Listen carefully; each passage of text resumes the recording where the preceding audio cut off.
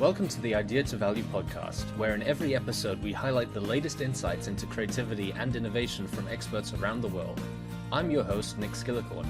I care about the evidence behind what makes ideas happen, and I've already helped thousands of people just like you through my unique insights into recent scientific findings of how creativity works. I also show you how to turbocharge innovation programs so they finally deliver on the value and ideas you've been struggling to execute. Get your free training on how creativity can be improved by registering now at www.ideatovalue.com. Now let's get on with today's episode. Hello, everyone, and welcome to another episode of the Idea to Value podcast with me, your host, Nick Skillicorn. And we've got a very special guest today, Mr. David Burkus, one of the world of innovation's big players, and also the author of The Myths of Creativity and his new book, Under New Management. Welcome, David. Oh, well, thank you for having me. And thank you. You make me sound way cooler than I really am with World of Innovation's big players. You and I have a similar passion, right? There's a need for more voices in this space, and every single one of them raises the volume, and we need more until everybody can hear us. Absolutely. So, David, why don't you just give our audience a quick introduction into who you are and how you got into this work around creativity and innovation? Okay, yeah. So I'm an academic by training, but it's fairly accidental, right? So growing up, always was interested in creativity from the aspect of literature and writing. I went to university as an undergraduate to study English, actually, and writing. And then in there, I kind of fell in love through electives with social science, organizational psychology in particular. And so that's what I went on to study in graduate school for, really with the goal of being a translator, of being somebody who could understand how to read a scientific study and then also understand how to tell it in a story so that people could figure out how to apply it. Or as I like to kind of say now, I like to take evidence-based ideas, put handles on them, and turn them into tools so people can use them far more easily. And so that led to a bunch of different things. Interestingly enough, it led to an offer to come interview about a professor position, which is the perfect day job when you're moonlighting as an innovation advocate and an evidence-based leadership advocate, right? So, but again, the big goal was to always be that translator, to put handles on good ideas, make it easier for leaders and for everybody to use them. I know. I that's why I feel a bit of affinity towards your work, as what I do is so similar as well. There's so much good evidence out there about how you can improve performance, but it's unfortunately written in such a way that most people, it's like reading Latin to them. So they need someone like you or me to figure out what to actually do with this information. Yeah, and I mean, that's not to say that people can't figure it out. It's just, we respond to incentives. Academics are incentivized to speak to other academics, and individuals who are sort of in the muck and the mire trying to innovate are incentivized to solve problems. So unless you can make it really easy how this solves their problem right away, which is usually not what an academic is writing up, they're just writing look at this awesome discovery, and not really writing about here's what it means for practice, right? So again, yeah, that's where you and I and lots of other folks come in, is trying to, the other analogy I like to use is trying to tear down the wall between the ivory tower and the corner office, right? Yeah. So the book that kind of put you on the map for a lot of people is The Myths of Creativity. And for the people who haven't read it, I strongly recommend you get a copy. But David, why don't you give us a bit of an insight into some of the actionable insights you found from there that our listeners might be able to actually take away and do something with? Yeah. So, I mean, the fundamental premise of The Myths of Creativity, which is interesting because true to writing any long form project, you don't actually realize it till it's over. And so this line is nowhere in the book. But the fundamental premise is that the stories that we tell ourselves are true even when they're not true. So even if the story is totally false and it's all in your head, if you say it again and again and again, you end up believing it, right? And so in the myths of creativity, myths are stories we use to try and understand the world around us. And the realm of creativity and innovation is no different. There's all sorts of stories about where great ideas come from, or about who has access to creativity, or what it's supposed to look like, et cetera, that are just not true. They're stories we tell ourselves, usually either to make us feel, if we're already doing creative work, to make us feel like we're special, or if we're not doing creative work, to make us feel like, well, we're off the hook. We didn't get blessed by the gods, therefore it's not our responsibility. So, I mean, the first big applicable tip is that do an audit of the stories that you're telling yourself, because the research supports the idea that everyone has the potential to increase their creativity no matter where you start. It's more a practice than it is a raw cognitive ability, and getting in practice of that by just actually trying to come up with ideas more often, like having a daily practice where you're coming up with ideas, or just understanding where you are in the innovation process is a huge deal for growing your creative potential. I think that's one of the most fundamental things that I teach people as well, because as you say, a lot of people feel like they're off the hook and they don't need to be creative because they don't feel like they're good singers or good dancers or good painters, and therefore they're not stereotypically creative. Whereas in reality, as you say, the evidence shows that everyone has the ability to be creative and improve it as well. So I quite often talk to people about it like in a similar way to exercise. Some people who may be slightly overweight, they blame their genetics, or they blame their upbringing, or they blame society for the fact that they haven't lost weight. Whereas in reality, everyone has the ability to improve their health and improve their exercise. You just need to accept it and do something about it. No, exactly. And even in business, we sort of silo out into different divisions in a business, and we do the same thing, right? So marketing, R&D, to some extent, the players in strategy, they're all talking about being creative and innovative. Finance and accounting, no, we don't want any creative accounting, which, all right, they might have a point about that, but that doesn't mean that we don't need new insights and new perspectives on how to run the business, the totality of the business, not just how to run the marketing arm. Absolutely. So when you go beyond this idea of just having ideas, one of the other things that my listeners and everyone I talk to in the realm of innovation specifically thinks is very important is, how do we start doing things with these ideas? How do we not only get it as part of our day-to-day habits, but how do we get the time and the permission to start executing ideas? And I think this feeds into your second book, which is called Under New Management, which is, from my perspective, a lot more focused on the implementation and working practices side of getting ideas out there and actually into reality. So why don't you tell us a bit about what you found from the research you put into your newest book? Yeah, so Under New Management was really an attempt to solve, in writing The Myths of Creativity, you can't write a book about creativity and innovation and not come across 3M's 15% time, Google's 20% time, or Dan Pink talked about FedEx days in Drive. You can't come across those ideas. And that really made me wonder, okay, what else is out there? What else are companies doing to structure their management practices, their people practices to be more innovative, or at least to respond to the call for more and more creative work in business? And so that's really where Under New Management came from. That, as it pertains to creativity, there's 13 different practices. Lucky number 13. I have no idea why we ended up that way. It just happened. But there's 13 practices, and they all actually stem from two essential ideas. So in a leadership role, all of these practices were inspired either by the need to demonstrate trust to employees. In other words, we trust your abilities. We trust that you're going to do what's in your interest and our interest, and we're going to help you do it. And then trust, and then also elimination. In other words, we saw that there was a practice or a policy that was blocking you from doing your best work. And so we decided to scrap it. We decided to get rid of it, maybe replace it with something else, but in most cases just say, forget about it, because it's blocking you from doing your best work. So from a leadership standpoint, those are kind of the two biggest ones. Now, the downside is that's not necessarily good news if you're not in the leadership role, right?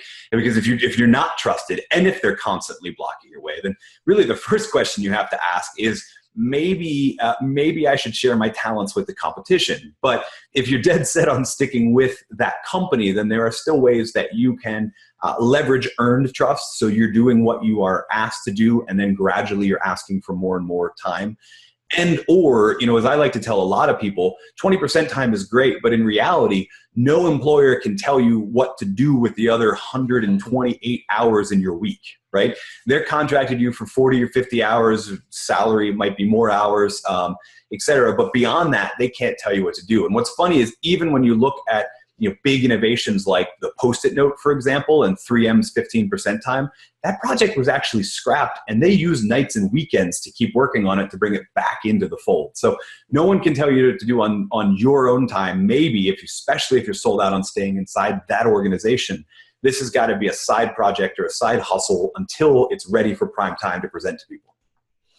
So taking that a step further, let's talk about some sort of actionable insights. Can I get two sort of tactics you found from your research into your new book? One from the sort of lower level employee who just wants to improve their productivity and performance, and one from the company leader who wants to actually improve performance across their entire company. Yeah. Okay. So in terms of actionable, for the employee, ironically, this is a thread in both books, sort of. But I think you need to take a deep look at how you are communicating, in particular email, right? So most of us default to whatever the IT department set up or whatever came with our computer, which means push notifications. Every 5 minutes, there's a new email in our inbox. And it's distracting, and it's blocking you from doing your best work, right? As Cal Newport would call it, your deep work. But you need largely big blocks of time that are relatively unstructured so you can focus in on doing that creative work. At the same time, there's still you can't just ignore email. It'd be awesome if you could. But at the same time, the research supports this idea of really understanding and doing creative work is a matter of understanding when you need to be deeply focused and when you need to be incubating, or when you need to kind of scale back on it. So, a lot of people say they get their best ideas in the shower. That's a great incubation time. I've found that most email is a great incubation time, right? Because let's be honest, most of it does not require higher levels of thought. It requires, yes, 2:30 sounds great, or no, I can't be at that meeting, etc., or just responding to calendar invites. Now, there are obviously some emails you get that require you to think deeply, etc., but most of it is like junk. It's the junk food of business work, right? So I actually use it a lot of times for incubation. So not only am I getting a handle on when I'm receiving those messages, I'm using them at a time where I know I need to take a break from the deep work and do something lighter to kind of give my brain a relaxation, right? So that's for the individual. For the leader, again, I think the biggest exercise and the biggest actionable tip you can do is get around and start interacting with your people and listen to their pain points, listen to their frustrations. It's your job as the leader to sort of set them free, not totally free, not like fire them, but to find the things that are blocking them from doing work and find a way to do it. In some organizations, especially, if you feel like your company is not the most creative as a whole, sometimes that involves being a little human shield for your people so that you can block them from all of this stuff. And in other times, it means advocating for change. But it all starts the same way. It all starts with listening for those pain points. I mean, that's really excellent insight, because a lot of times people at the top, they feel like the only reason they're there is to choose what to say no to. And quite often when it comes to innovation and taking the business forward instead of just keeping it where it is, it's just as important, if not more important, to learn what you're allowed to say yes to. And of course, there's a fine balance, but you need to be an enabler, not just a manager. Right, exactly. And, it is one of the realities of senior level management, especially, is that resources are finite. You can't fund every single employee's pet project, right? So you do have to decide which ones. Towards that end, I'll give you another sort of actionable tip. What I train and teach a lot of executives to say is, rather than a yes or no, when that employee is presenting the idea, the very first response is usually something to the effect of, interesting. What would have to be true for this idea to work? Right? In other words, I'm not saying yes or no. I'm saying, okay, let's you and I start deciding how we can judge the merits of this idea. So at the very least, if down the road we end up killing it, you felt heard. What would have to be true for this idea to work? And then let's go find out if those things are true. If they're not, we're going to kill the idea, but you had a part in that. If they are, then I've got a much better case to make to whoever I need to go fight for resources with. That's excellent insights, and I think a lot of people can really relate to that. Now, David, we're coming up to the end of it, but just getting back to you individually, you've obviously written quite a bit. You're active presenting TED Talks, producing videos. You've got a podcast as well. What's it called again? The podcast is called Radio Free Leader. It's a bit of a play on words, right? So it's a podcast, so it's radio free, but also, I made the joke earlier about tearing down the wall between the ivory tower and the corner office. There really is a wall or an iron curtain between these two things, and we're trying to tear them down. And it's a really excellent podcast. I recommend everyone have a listen to it and subscribe to it if you like it. But how do you approach your creative work yourself? What is your creative process, and how do you allocate your time between your various projects? So, in true sort of Thomas Edison form, even though a lot of what he said is largely mythological, I try and really divide between ideation and execution, right? So there is probably only about 15 to 20 minutes in a day where I'm thinking about new ideas. The rest of the time is sort of executing it. And so especially when it comes to writing, I actually borrowed a strategy from a friend of mine, probably a more skilled writer than I am, Jeff Goins, who talks about, he calls it a 3-bucket strategy. But essentially the way that it works is there are different times and different places where your ideas go and where you catch ideas, and then where you pull ideas from and execute, and that's at a different time. And then where you take the execution and you edit it, and that's at a different time. So my biggest approach is really scheduling that out. So in my most days, the first thing that I'm doing, actually right now I'm in the midst of writing book 3. So the first thing that I do is try and crank out words, the execution phase. And then usually I'll go in to a little bit of editing, hopefully something that's been written about a week ago so I can see it with fresh eyes. And then in the afternoon, that's really when I'm kind of on calls, but also consuming other content. And that's where kind of the ideation time comes in. And I have a way of capturing those ideas. It depends on what medium I'm in of capturing them. And then we start again, right? New day, new start. Perfect. David, where can my listeners get some more information from you? So the absolute best place to find me is davidburkus.com. That's where info about the books are. That's where the podcast is. It's where you can sign up for all sorts of cool resources that we've created. One of the coolest resources we're doing right now is in February, we're launching a thing called the Work Smarter Summit. It's a collection of really, really cool experts on how to work more creatively, but also how to lead smarter, how to be more productive, how to collaborate better in teams. Actually, we even have you as a guest. So, I didn't want to say anything. It's a pretty good roster. The best quality people. Yeah. It's a pretty good roster of quality people. And it's designed, again, just to be a resource to folks, to help them lead smarter, but also to help them create smarter and help them collaborate better. So all of that you can find out about at davidburkus.com. Perfect. We'll have all the links to all of the resources you mentioned down in the description again. But David, I'd just like to say thank you again for coming on the podcast today. No, thank you so much for having me. Cheers then.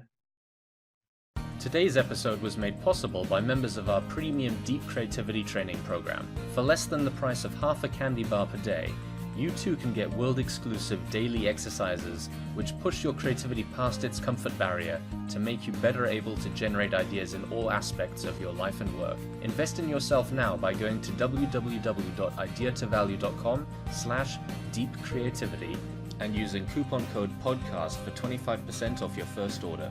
And don't forget that if you found this episode interesting, to like and share it, and to leave us a review in your favorite podcast player. See you again in the next episode.